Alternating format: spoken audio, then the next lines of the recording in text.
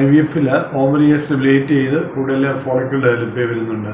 പക്ഷേ നമ്മൾ follicle aspirate ചെയ്യുമ്പോൾ ചിലപ്പോൾ എഗ് കിട്ടിയെന്ന് വരണമെന്നില്ല. അതിനെയാണ് നമ്മൾ എംപ്റ്റി ഫോളിക്കിൾ സിൻഡ്രോം എന്ന് പറയുന്നത്.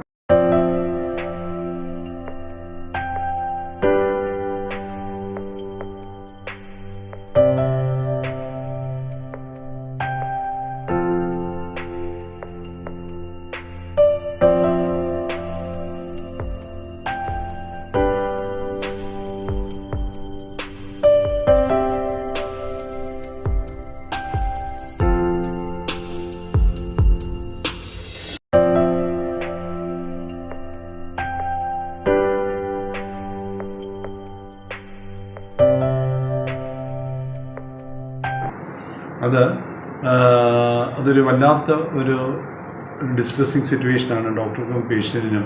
വളരെ പ്രതീക്ഷയോടിരുന്ന് എഗ്ഗൊന്നും കിട്ടിയിട്ടില്ല എന്ന് പറയുന്ന അവസ്ഥ വളരെ നിരാശാജനകമാണ്. ഈ ഒരു അവസരത്തിൽ നമ്മുടെ SG അണ്ടം പൊട്ടുന്ന LH എന്ന് പറഞ്ഞ ഹോർമോണിൻ്റെ പ്രവർത്തനം ശരിയായി നടക്കാത്തതുകൊണ്ടാണ് ഈ ഒരു അവസ്ഥ ഉണ്ടാവുന്നത്.